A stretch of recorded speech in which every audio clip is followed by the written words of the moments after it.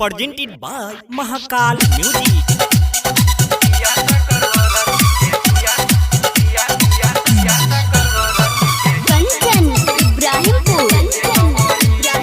Music by Roshan Kumar. ढेर दिन से ही रहली फरहार रे, आज भोरे भोरे आइली समाचार रे। ढेर दिन से ही रहली फरहार रे, आज भोरे भोरे आइली समाचार रे। जब सीबीआई कोर्ट के रेल गईल तबरिया चक्रवर्ती के जेल भइल। जब सीबीआई कोर्ट के रेल गईल तबरिया चक्रवर्ती के जेल भइल।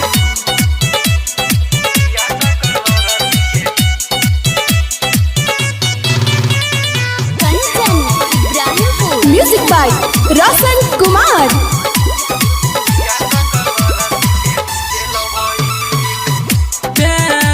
के नाम पर कैली खेलबा रहो, बड़ी कसाई दिहली भर के मार हो।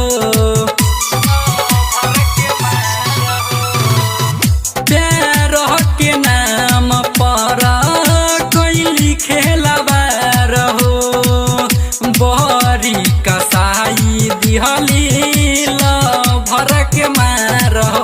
रहे लाल बिहार के सुशांत हो, सारा गरमी रिया के होई शांत हो। एकर जिंदगी लीडो छक्का के खेल भइल, बरिया चक्रवर्ती के जेल भइल। जब सीबीआई कोर्ट के रेल गईल तबरिया चक्रवर्ती के जेल भइल।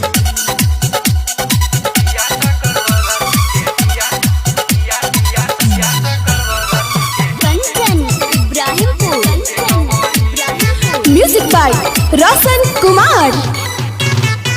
राइटर नितेश बतिया कहेल साच हो, बाटे धराइल एगो बाकी बपाच हो। हमारी सलाल बतिया कहेल साच हो, बाटे धराइल एगो बाकी बपाच हो। मनीष गाई गाई कहे चक्रवर्ती के पाप भइल जाता भारी अब धरती के। अंदर जाई जेकर साथ मेला रहिल बरिया चक्रवर्ती के जेल भइल।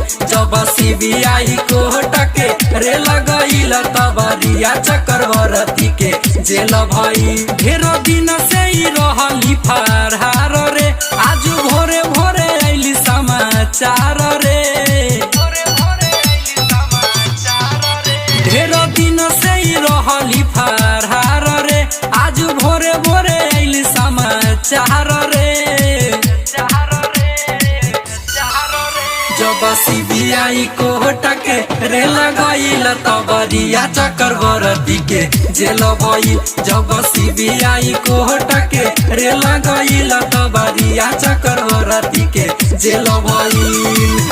महाकाल रिकॉर्डिंग स्टूडियो नरगा बाजार सीतामढ़ी बिहार।